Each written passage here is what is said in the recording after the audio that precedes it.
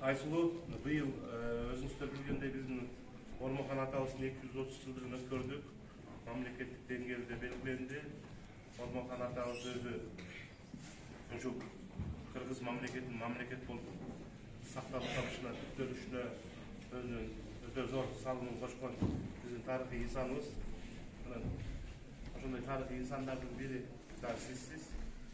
Анан Кошкор өңүр мамлекеттик администрациясы Ормохандын 230 жылдыгына карата атайын юбилейлик медал уюштурганбыз 230 кишиге. Анан ошонун катарында сиз Кочкордун негеле Кыргыз Республикасынын сыймыктана турган катуу болгондуктан ушул ордендин бирөөнү сизге деп атайын дайындалганбыз. Ушуну тапшырып коюуга уруксат этиңиз.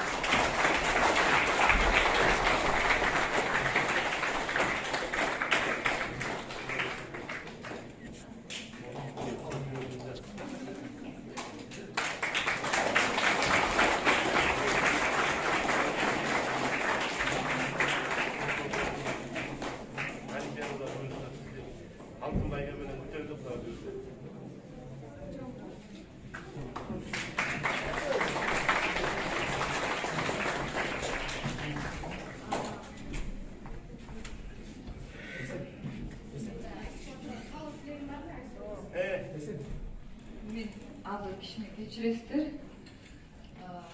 Негизи көп эле нерсе айтайын деп аткам, кичине болсо да мен мындай силерге совет катары айтып кете турган бир кичине оюм менен бөлүшүп коеюн. Бул жакта мугалим эжекелер да отурат, окуучулар баары отурат, жаш балдар, келечектеги чемпиондор.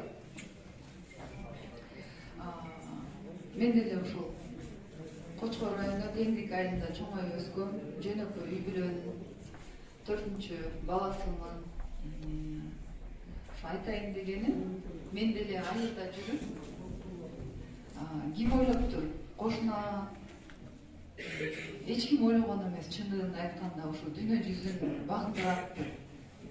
Жанымда жүргөндө ушул 10 жылдан кийин, 15 жылдан кийин ушу бүгүнкү күнгө жеткен даражага жетет деп ким ойлоптур? Эч ким ойлогон эмес. Демек мен өзүм деле ойлогон эмесмин, чындыгында айтканда. Анан айылда деле жүрүп, жакшы билим алып, жакшы окуп, аракет кылсак, умтулсак, максатты чоң, бийик, туруктуу коюп,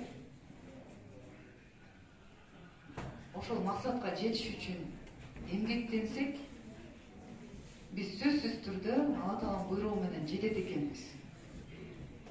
Бул мен өзүмдү айта кетсем, машыгып, күндө кандай гана оор күндөр өттү, кандай гана сыноолор болуп атты. Күрөшпөй эле койсом, кайдан дагы ушу күрөштү тандап алдым деген ойлор келген күндө дагы мен кайтадан максатым бар да, максатыма жетем деп мен машыга өрдүм. Окуп жүрдүм, машыктым. Университетке бара албай калып аткан убакыттарда мен ошол көлдө, сбордо жүрсөм, чет өлкөдө жүрсөм, китебимди алып окуп жүрчүмүн. Демек, өзүңө ишенип, өзүңөргө болгон ишеничти күндө багыш керек. Күндө турганда өзүңөргө ушул бүгүн туруп атканга ыраазы болуп, шүгүр келтирип, өзүңөргө күндө маанайды өзүңөр тартуулашыңар керек. Ушул өзүңөргө болгон ишеничти кыялыңарда мыкты журналист же врач, кайсыр бир тармакты тандабайсыңар, балким бирөөңөр ырчы болгуңар келип атат, балким бирөөңөр сүрөтчү болгуңар келип атат. Ошол ичиңерде болгон көңүлдү, кыялыңарды орундатыш үчүн өзүңөргө өзүңөр ишенип, ошол ишеничти күндө багыш керек. Кээде болот, сенин колуңан эчтеке келбейт. Ай койчу, сенден чыкмак беле деген сөздөрдү мен да уккан болчумун. Ошондуктан эч кимге көңүл бурбагыла. Өзүңөргө ишенсеңер, демек силер ошол ишенич менен дүйнө жүзүн ишендирип саласыңар.